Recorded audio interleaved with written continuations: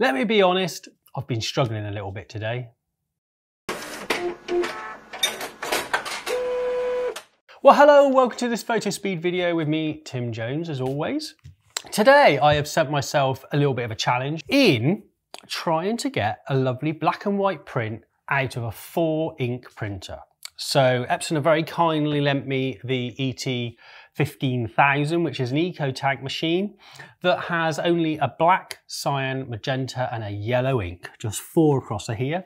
Is part of their Eco Tank range as well, so refillable bottles. It also has a scanner on the top as well. Now, I should say before I get started, this is an A3 Plus printer, scanner on top. Epson don't really market it as a photo printer. They do say it will do photos. However, it's not purposely marketed to that type of printing, should I say. So, with that all said though, I thought it'd be a nice challenge, to be honest, to actually kind of see if I can get close enough to the P700. Possibly a little bit of an unfair kind of fight, really. P700's got 2 grey inks, it's got 10 inks altogether, massive colour gamut, matte black, photo black. It really is like the flagship A3 or A3 Plus machine that Epson offer. However, I thought it'd be quite fun to kind of do that, because I know a lot of people out there watching have got a 4-ink printer. Now, if we could get a little bit closer for everyone out there that does have a printer like this, I thought that would be a good thing to share. So here we are. Now, I've printed off some prints already. I've done profiles and we've done optimization profiles, etc. My plan is to talk through the prints and explain kind of what I've done. But we don't need the ET-15000 for this, so I am going to make this magically disappear so we can actually have a look at the prints and the results this printer gives. Okay, so here we are, printer gone. Prints in front of me here. What I've got here, these are the profiling charts that I'll talk about in a second. Also, we have some prints here. Now, why I've had a little bit of a struggle today, to be honest, wasn't so much the profiling and just printing these off.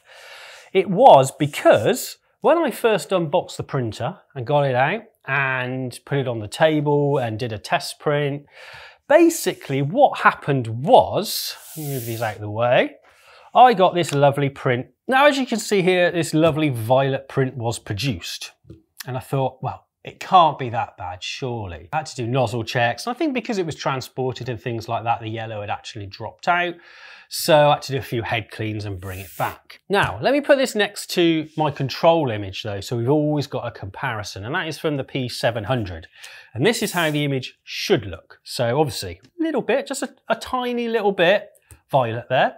So I think there was work to do. And like I said, the yellow had dropped out. So that would kind of explain that. And then what I did was I thought, okay, well, I think it's going to need a profile of some sort. Once the yellow had come back through and all 4 inks were on my nozzle check and everything was fine, I ended up with a print that looked like this.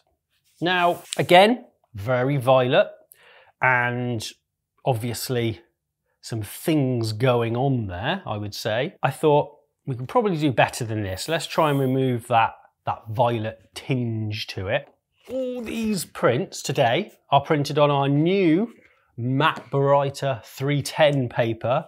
So perfect for black and whites, does colour fantastically.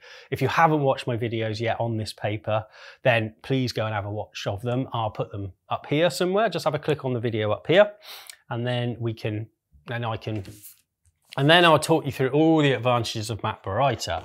It is a 100% cotton paper with Baryta content, so the blacks and the highlights are kind of intensified because of that, and prints beautifully, feels amazing in your hand as well. Absolutely huge color gamut as well, and that in turn will allow you to get perfect kind of tones and things like black and white prints, but also show really bright, vibrant colors as well. Anyway, enough about Matt Baryta. What I wanted to do though, because I didn't have a profile for the ET-15000, I wanted to just make a custom profile for this because I thought it would be fair to give it a good kind of fighting chance, to be honest. and try and remove a little bit of this violet in here. So I did our custom profiling chart, which is this one here, 924 patches on the chart, printed off without any color management or profile being assigned, printed it off, and then I went and scanned it, put the profile back into Lightroom, because that's what I've printed all these through. Now let me just move my P700 print over there. So this was without any profile at all. Now, this was with the profile here. Now, I haven't done anything fancy. This is just the standard chart that you can download off our website. This one here, printed off, and it's a free service we offer on all our papers. So you can do that and get a quite good result. Now, hopefully you can see on the camera these two prints here. Now, this was what without any color management, so it's all violet here, and we wanted to remove that. Now, down the bottom here, it does look like it's got a little bit of magenta still, but at the top here, it looks a little bit green as well. So a little bit of inconsistency there. That slightly worried me when I first saw it, because I thought, well, if it was green all the way through, we could probably do something about it with a profile, or maybe optimize that profile. But if it's a split tone, that's a bit strange and a bit difficult to deal with. So I thought I'd give it a go though, and we do an optimized profile, which is one like this. And what it does is basically the X-Rite software we use on our ISIS 2 that we have in the office, which scans all these patches. You can actually create a second profiling chart, optimization profiling chart. I did talk about this in the IP ET-15000 video when I wanted to see if I could get perfect black and white out of, say, a £200 printer. And I have to say, it did a really good job of that one. And it did produce a really nice black and white comparable to a Pro 300. So I thought I'd give it a go on this one, see how close we could actually get.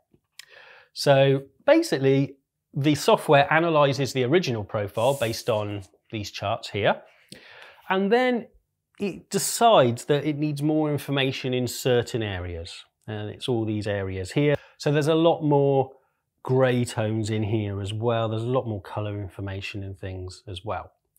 So we create one of these, we print it off in exactly the same way with no colour management or profile, and then I scan it, and very cleverly the software adds both of these data sets together for me and creates one profile.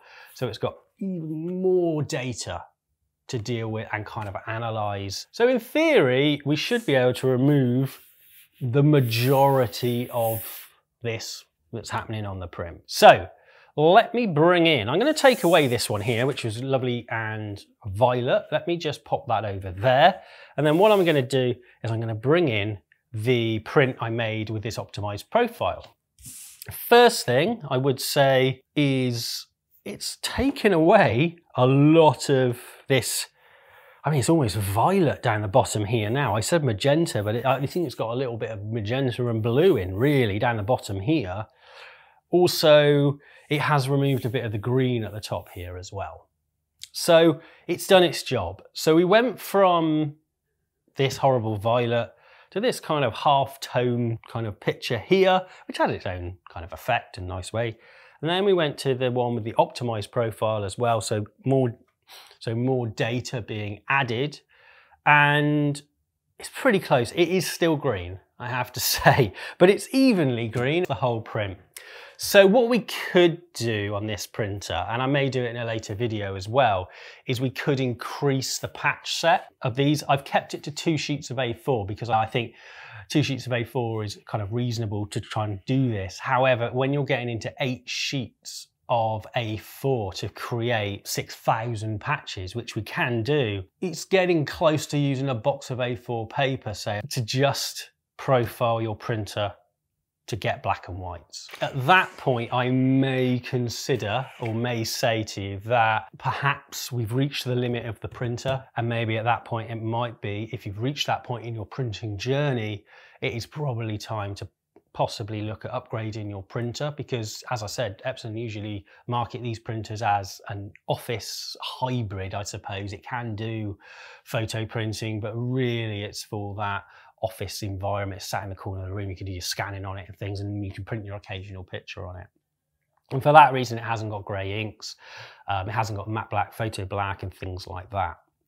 So to be fair to Epson, I do know that they would more than likely say it's not really what they say a photo printer is. But hopefully it's been a little bit of a interesting test to do, to show actually you can get pretty close. It is still a little bit, there is still a colour cast in there. I think to get perfect black and whites, we really need that grey ink in there, and it needs to use that to get these perfect black and whites. I think reasonably at that point, I would probably say to leave the paper and not burn through your box of lovely Fotospeed paper, and to probably look at moving up in the range, say to, there's the XP 15000 that has grey ink as well, and produces really, really nice black and whites once we've gone through this profiling process. So something like that might be a good option. Also, you can also move up to the P700 and P900 if you wanted something that is going to give perfect black and whites out of the box using Epson's advanced black and white mode. That, pains me to say it, is really good and what I use most of the time now. So I hope that's been useful and it's given you an idea what a 4-ink printer can do, and we can safely say that yes, you can use it for black and white printing. However, there is still issues and you will never get a perfect true grey tone in there either. There's no quality issues on the print, it's just that colour cast. And we can do as best as we can with the profiles. However, sometimes we do reach our limit a little bit. But anyway, like I said, hope that's been useful.